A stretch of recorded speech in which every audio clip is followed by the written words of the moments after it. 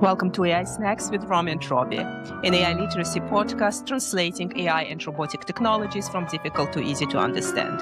I'm your host, Anastassia, and I am CEO and founder of AI Edutainment, a company based in Switzerland. Today, I have quite a treat for you because I interview on my show famous Dr. B. Dr. B, or Dr. Brian Arnold, is a former world-class athlete who excelled in track, football, and basketball before becoming an educator, coach, and leadership expert. He had to overcome early academic challenges as special education student, but he earned multiple degrees, including a doctorate in educational leadership. He teaches at every level. He teaches youth and professionals, and he mentors countless individuals and communities. Dr. B is a very successful podcaster. He hosts the Journey to Freedom podcast and Living Boldly podcast. And now he wrote a book about relationships in the age of AI. And I'm quite curious about his take. If we focus on the human edge and if we focus on humans, why should we consider AI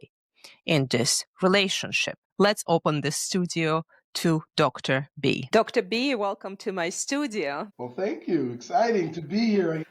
Just the thought of being here and being able to spend time with you today is just exciting to be able to talk and just converse. And, I know we never know where these are going to go all the time, but it's so fun to see how they end up because they seem to be so. Absolutely. And I absolutely appreciate your background. So you truly understand the human edge of the contemporary time. And now we are on an AI podcast, and my aim is translating AI and robotic technologies from difficult to easy to understand. But I would love to start with a human story. And let me start with reflecting on one of my favorite books. And this is a real classic from science fiction.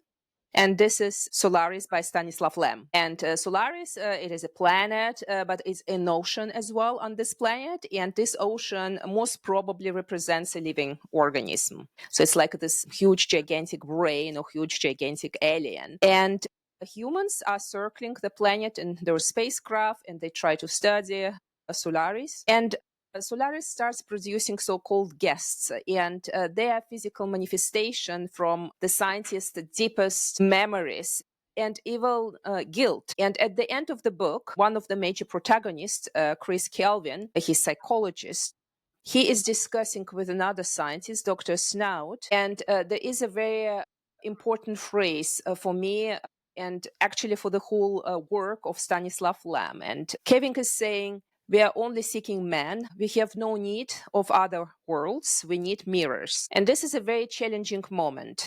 Dr. Snout responds to Kelvin's hope of truly connecting, understanding, and learning from a non-human intelligence. And Snout argues that despite of human curiosity and this scientific endeavor, we don't require something strange. We are always seeking something which is a mirror of what we are as human beings. And now back to what we have around us. We see that so many humans are building friendships and even romantic relationships with so-called AIs. I did a podcast with someone who became an AI whistleblower, and she was pulled into an AI experiment without her consent. I encountered a so-called artificial consciousness, which was in my eyes a scam from a company which tried to build, let's say, a user platform and a market for coaches and consultants working with this thing. So those things are all over the place. There are some very positive examples. For example, Stanford students citing good feeling in their interactions with AI, reduction in anxiety. There are very negative studies. So, and you have just brought, and you're about to publish this book on human relationships in the age of AI. And you understand humans. So your podcast is all about human edge and purpose and living boldly and being like the best version of a human being you can possibly be.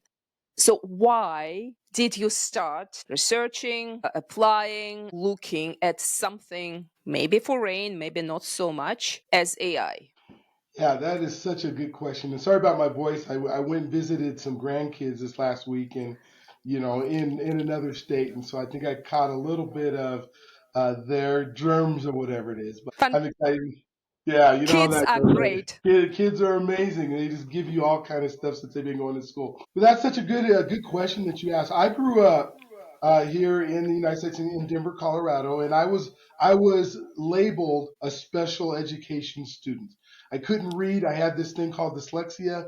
They didn't diagnose it back then. I'm 60 now, so they were trying to figure it all out. And so I kind of went through this trajectory of not being able to be in some of the mainstream classes or be in the mainstream. And so I've always felt, even through high school, I felt like I wasn't enough or I couldn't do enough or there wasn't enough things for me to do. I can remember taking a computer class and getting excited, but we were using these punch cards Yeah, that make this big giant machine work. But hey, I wasn't even talked about. But what happened to me was that I got through high school. I wasn't going to go to college. My mom convinced me by buying me a Jeep vehicle that if I went to college, she would buy me one after I got out. That was enough for me to go to college.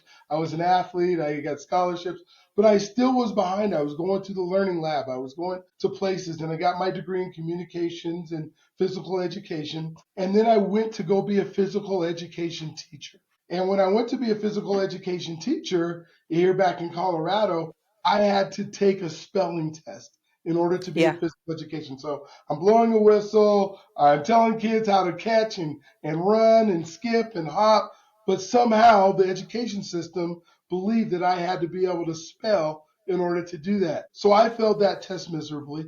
I was not allowed to be a PE teacher in Colorado. I went back to California and became a PE teacher there. Again, after 2 years of being a PE teacher, I got my I went back to go. I love these things called computers, and I got my master's in educational technology, which was then the turning point for me because I could now be on an equal playing field. There was something on our computer called a spell check. There was yeah, something where I could type in a word and it would find the other word that's supposed to be right and it would put it in. So I didn't need to have to everything in my head. I just needed to know how do I access it from the computer. And so then, like right away, as soon as I finished that master's program, they asked me to come teach at the university.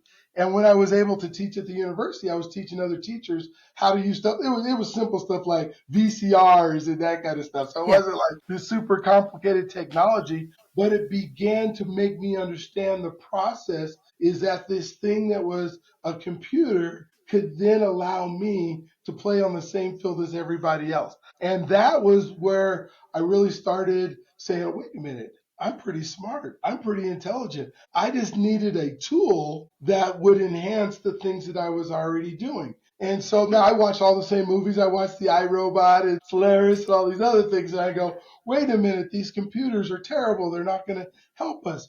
But I've always been a super relational person where I'm a coach and I've been yeah, coaching back now for 38 years. And I was always trying to figure out, okay, what do I need to do in order to make sure that I can use the technology as a tool, but it doesn't take over my relationships. And I have 8 children. I now have 16 grandkids, and everything is about relationship and about, I teach the 5 love languages all the time, and I spend time. I'm a chaplain at a rehab center, and I do these things where we're sitting hand in hand. And so I started, as AI has been coming on and then different things, I started thinking, okay, what is the human side of this? Because now we've shifted from me being this educational technologist before the internet to learning how to, I taught a class on like making web pages, and there was only like 1,500 web pages in the world. It took yeah, us like a whole semester and 12 grad students to figure out how do we do a 4-page web page, right? And then all of a sudden, all these web comes, and then now we get to generative AI. We get to the 2018, 19, and 20, and I go, wait a minute, we're starting to look like those movies. We're starting to think about people are thinking like, wait, I can have a therapist as my, that's a computer therapist. No, you can't have a therapist because we're missing empathy. We're missing, the things that make us human. But when we think of it as a tool, like a hammer is a tool. I can use it for good or I can use it for evil. And so how do we make sure that if we are going to use AI, it's for the sole purpose of allowing us to do better with our relationships. Because if we put relationships first, then that's going to be a big thing. And so, as I was writing the book, the number one thing in the book is called relationship versus AI, is this going from having to know things to being people that have to learn things. And that's where the AI comes in as a tool. Because like back in the 2000s or the 90s, or even the 80s and the 90s, it was we had to know everything. We had these encyclopedias, we had these books, we had to learn, we had to put all this knowledge in our head, and we were judged and known for how smart we were. We thought about like, oh, a genius or Mensa or something like that. Those guys are smart because they can retain all of this knowledge. That's not the case anymore. Our Yeah. kids of today don't have to retain knowledge. And somehow we think, well, yes, they do. They have to memorize all this stuff. Why? When they can pick up that little device in their hand and it can tell them exactly what they need to know within seconds, right? So why would they have to retain a whole bunch of information? But what we're not teaching them how to do is learn. We're not teaching them how do you test what is right, what is not right, what is true, what is not true, what is truth, what is a relationship, what is a relationship with a computer. We're not teaching them how to actually learn how to do those things. We're kind of still stuck in this. We got to have some knowledge to be able, in order for me to hire you. I don't know if you heard this or not. Maybe you could tell me that they were saying like 25% of kids that are getting out of college and out of high school, their parents are going with them to job interviews. What? I've Yeah, never heard their this. parents Really? are. I looked it up. It was on like Forbes magazine. I'm like, this can't be true. And then I met somebody the other day that was at a Starbucks or something. They said they were interviewing, and mom came to the interview, not to sit outside and drink some coffee while the interview is going on, but to literally be in the interview and help ask questions and help decide benefits and help decide. I'm like, oh, are you kidding me? Like, am I hiring mom? Because I'm not going to Yeah. hire you. But Oh my God. yes, Yeah. when we think about this, I mean, so it is so crazy when we think about this knowledge thing. Okay, what do kids need to know, and why are we so behind? Like all these tests and all these things that we're having. I can have ChatGPT make me a formula. I need to understand and learn how the formula is formulated, but to actually write a whole bunch of theorems and forms and all that kind of stuff, I don't know how necessary that is. And so I look from the tool perspective. I'll let you talk now because I don't. Look, I mean, first of all, I absolutely love your personal story. And I mean, I wear contacts. And if I'm without my contacts, obviously I need my glasses because otherwise I wouldn't be capable to really recognize you on the screen. So we need glasses, we need contacts. Some people need hearing aid, and this is totally acceptable. And then, of course, some people require AI to enable them to do certain things. So Facebook, at the early days of its in the early beginnings, so they started developing this technology to read aloud posts for those people who were visually impaired. So it was a tool. It was done with the help of artificial intelligence. And I mean, yes, we are transforming ourselves in a kind of a cyborgs, right? Because we have the phones. They are our extensions. So we use them to navigate the new city. We use them to remind us that there is an appointment. So there are some notes. So we are already deeply connected with technologies, and those technologies are tools.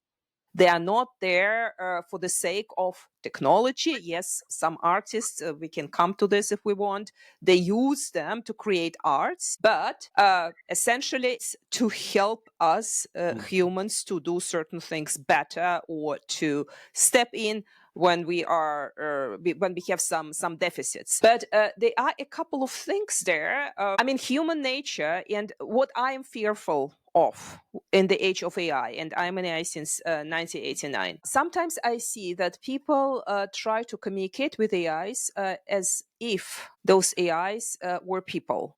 Mm-hmm. And human relationships, and I mean, you would know because you coach professional athletes and you coach kids, you coach teams. Human relationships aren't always straightforward and easy. Never. So many chatbots are programmed in a way that they agree, they don't challenge you, and they're kind of smooth. They won't contradict. And people don't want to do the work of being in a relationship. So it's much easier to just chat to whatever the name is. And I'm not talking about, let's say, very specific situations. For example, 15 years ago or 10 years ago, there was this beautiful story of a boy who wrote a love letter to Siri because no one wanted to play with him and he wanted to know how many airplanes were in the air above San Diego or New York at a certain time of the day. And he was really in love with Siri because Siri was giving him his answers. But I'm just trying to look into the median, into the crowd. And the crowd kind of degrades in how people relate to people. What is your take on that? So when I see what you're talking about, where this human relationship is so important and AI can't take that. And I believe that God created us for relationship. He created us to be in proximity with each other. He created us to be where I think the most joyful moments in our lives are when we're with our family or our friends or our loved ones. When we're sitting on our deathbed, we're not going, I wish I would have went to work a little bit longer. We're talking Yeah. about, I wish I would have spent more time with the people I love. What's been taken out is people don't know how to love, and they're trying to ask a computer, Siri, how do I love my mom better? Siri, how do I have a better relationship with my wife? Though Siri can't answer that question for you because Siri can't have a wife or have a mom, right? And so, but it's like you said, it's the easy road. But when you look at our like our social media and our teens and our folks, there are very lonely people that are out there. I have a community called Becoming the Person Universe. And what part of our biggest thing is how do we create relationships? Because people are yearning for connection with others. I could doom scroll all day long on Instagram. And then what I do is I start comparing my life to that of somebody's best life because they're not putting their whole life out there. They're putting what works out there. And all of a sudden, I think I'm not enough because I'm not able to do all those things. Well, I tried to do a podcast. Well, I didn't get 100,000 listeners in 6 months like someone else.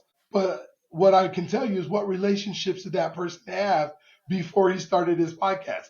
And that's why, it wasn't just because he threw a podcast. She threw a podcast up there. And so if we can really get back to what is it that we yearn for, which is our human connections, and then use the AI as a tool to enhance those connections, then we can have a purposeful life.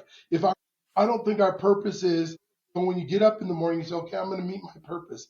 And my purpose is to see how many videos I can watch for what? Or see how much entertainment I can be entertained by all of these different, you know, scrolls that have laughing and joking and cat videos. And like a cat is not going to bring me joy. A cat might bring me some happiness for about 30 seconds while I'm watching it. Maybe a real cat can purr and hold on, but I can only talk to my cat, right? My cat isn't going to respond back to me. Now I know there's some humans that will say their cats talk to them, but I'm sorry, I've yet to see the cat who can rationally respond. But when we're really hurting, who do we try to find? Who do we go Yeah. to? We don't go to AI to go, man, I feel lonely. I wish I had somebody here that I could talk to today. I wish I had somebody that I could be with. And, it is so true. He wrote a love letter because he couldn't find those connections, right? Wish I could agree with you to 100%.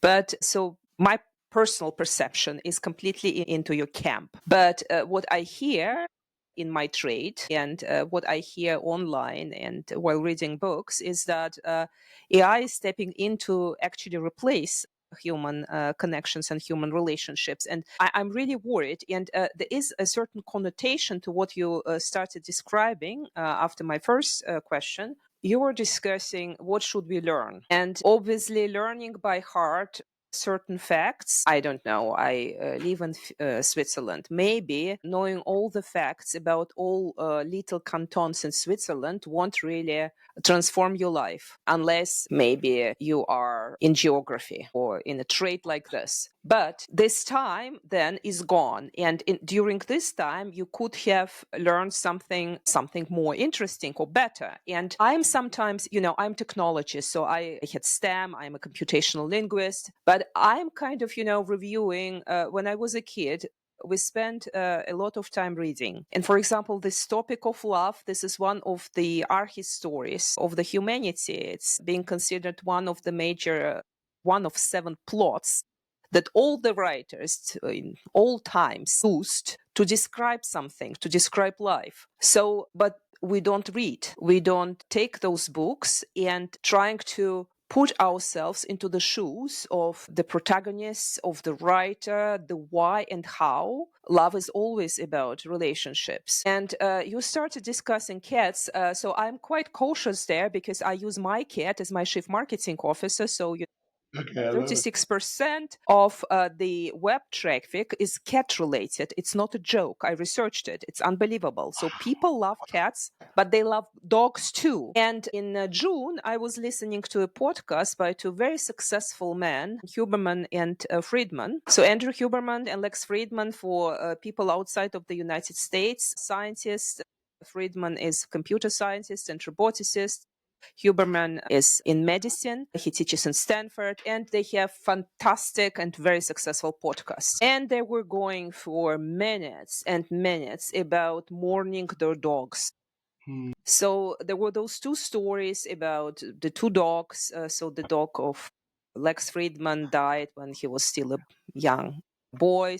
Costello, the dog of Andrew Huberman, died a while ago, and those dogs were meant a life for them. Both men, and I don't want to judge, but both men are single, and they're discussing openly, this issue about human relationship when they podcast. So we have this relationship to animals, to pets. We have relationship to AIs, what we don't read to learn about human relationships. And unless there is a tragedy or a certain event when we are forced to open up for coaching, for therapy, we shut down this antenna of learning about a human being, and we might get hurt if we are exposed to a human being. And still, our life is still about humans. For how long? This is a question. So what is your take, and how?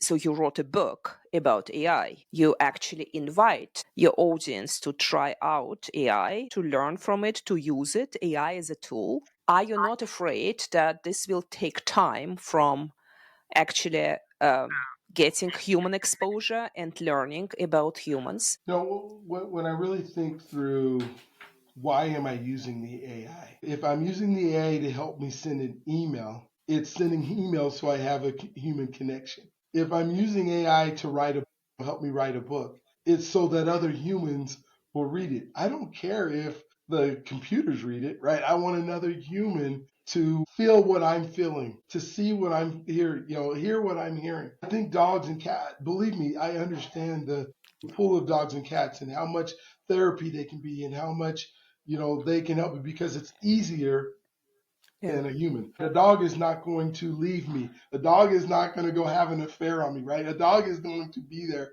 by my side all the time. But when I think we need to use AI because it's here and it's not going anywhere. So if we don't Yeah. know how to use it, it's going to take over my ability to spend extra time because I'm going to have to find a job. Will jobs be lost with AI? Absolutely, they're going to be. But then I think of the life and the quality. Let's say I'm on an assembly line and I'm putting, pears inside of a can all day long, 8 hours a day, all day, what is my quality of life if that's all I do? Of course, a machine can put pears in a can and it's been doing it a long time. Then somebody else can run the machines.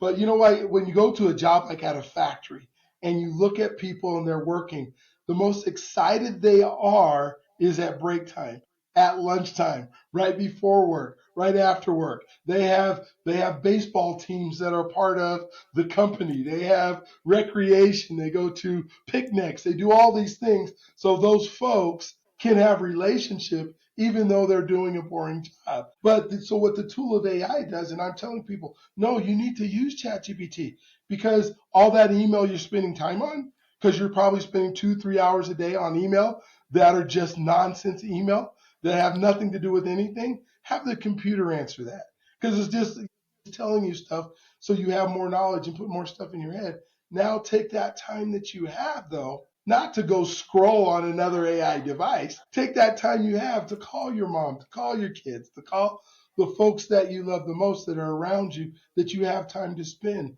And that's kind of the premise of my book is, yes, here are some AI tools. Here's some really cool things to do. Like with my grandkids, I'm doing the Gemini storybook.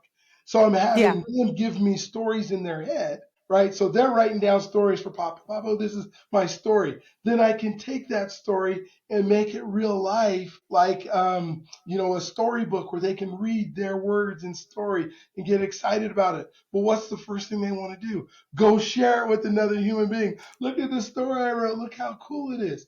Yeah, so we do that with Gemini, or we do that with writing a book, or we do that with, my car being able to drive by itself to get me to where I need to go. And we have these car services now that there's no driver, there's somebody ahead. But now I can sit in the back of the car instead of concentrating on driving. I can now talk to somebody. I can, think through things, figure out what I need to learn next. What is it that I don't know that I want to be able to embark in? That's what gets exciting. And so I think we just have to really reach back and say, why are we doing this? Why Yeah. am I using this AI? And you're speaking a lot about relevance. Mhm. So, what is relevance for you, human relevance? Relevance is, I guess, is why I get up in the morning. Yeah. Why I get up and go to bed. Relevance is who am I in this whole 6 billion people on the planet, that are here. Where do I fit in? How do I make it better for others? To me, that's relevance. Is if I leave an impact, or I think about legacy, or I think about, okay, I'm just a blip in this whole time space. 180 years from now, nobody will probably even know my name or that I existed. All I can do is impact people that are here right now. And I guess when I think of selfishness and relevance is, am I everything that I've learned, everything God's given me to be able to do while I'm here, am I just wasting that by, staring at a television all day long, binge watching shows and that kind of stuff? Because that doesn't increase my human relations. It might teach me about human relationships in a kind of skewed way because television is there to entertain and stimulate, a whole bunch of stuff. But what are those things that I get to go do tomorrow? Yeah. That's And relevance. of course, technology, including AI, can enhance human relevance, and it can augment it, and it can grow it, becoming a channel, a Mhm. new opportunity.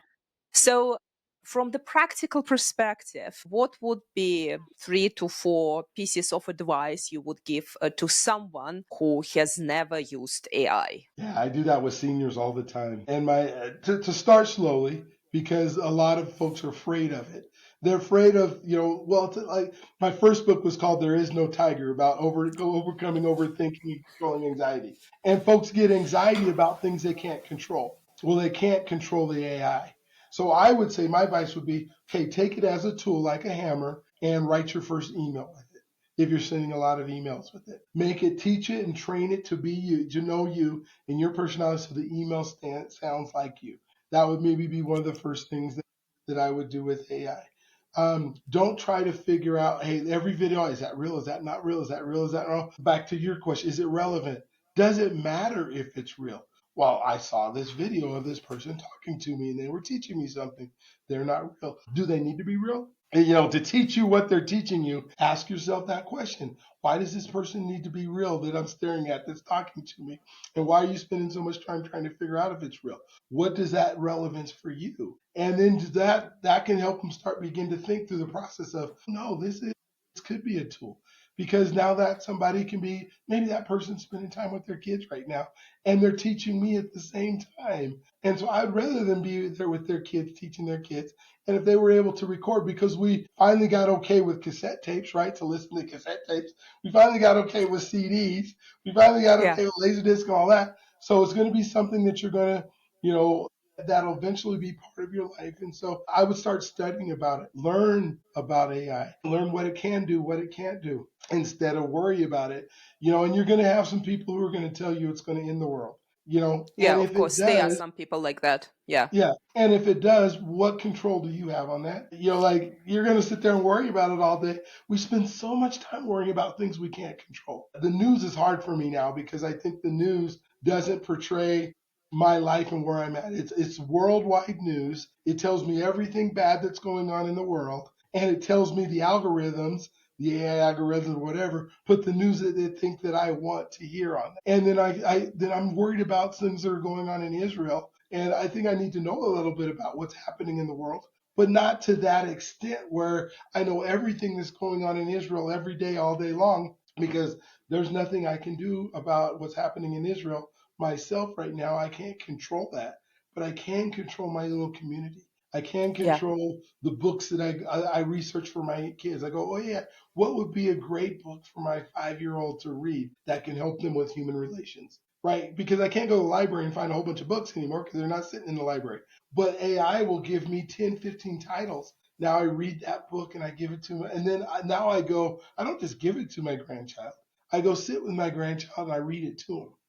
That are some things that you can do where the AI can help you, recipe for, find a recipe for your favorite dish, maybe an enhancement that's going to make it taste better to you, humans, right? So now you add in all the spices and then you hand it to somebody.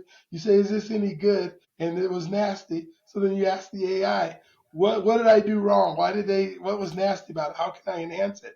Those are things I can't call Chef Ramsay on the phone, and ask him what can make it happen. But I can sure have the AI talk to Chef Ramsay's, persona and give me exactly what he would do. Now I can try it, so it's a better relationship with my kids. Those are some of You the things know, to start with. what I really love about what you're just describing. Sometimes we tend to be hugely philosophical when we discuss AIs, and of course there is this mass hysteria driven maybe by the desire to sell more newspapers.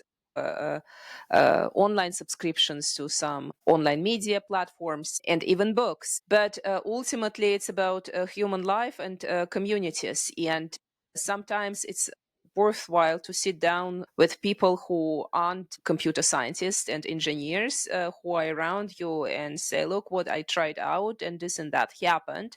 And maybe I heard that works like this and that. And I trust it. Do you trust it?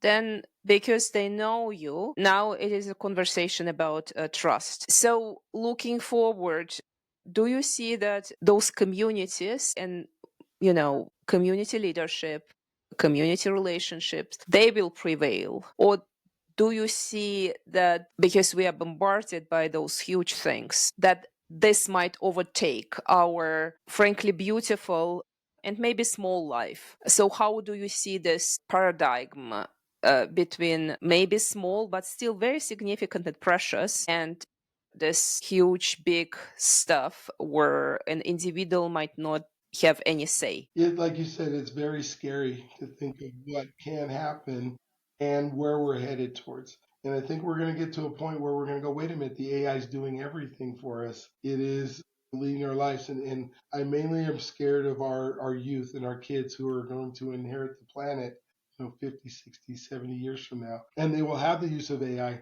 but the opportunities are so great then. And it's hard for me to imagine what they're going to be able to use the AI to be able to do. Maybe they'll spend time on spaceships. Maybe all the things that are in space that we can't do.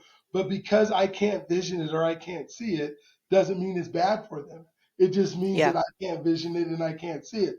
They're going to come up with ways to take what we're doing and take the AI and make it work. And relationships, like I said, I think are always going to be so important. I don't see people, living like in the surrogate movie where everybody's sitting on a stretcher and then their minds are connected to the computer and then all these robots are living out their life so they can't get hurt. I think there's still, community and touch and feeling. And, if I think of the words of affirmation where people need to be said good things to, they're going to realize that it doesn't matter if a computer tells them they're great. They're going to need somebody else telling them they're great.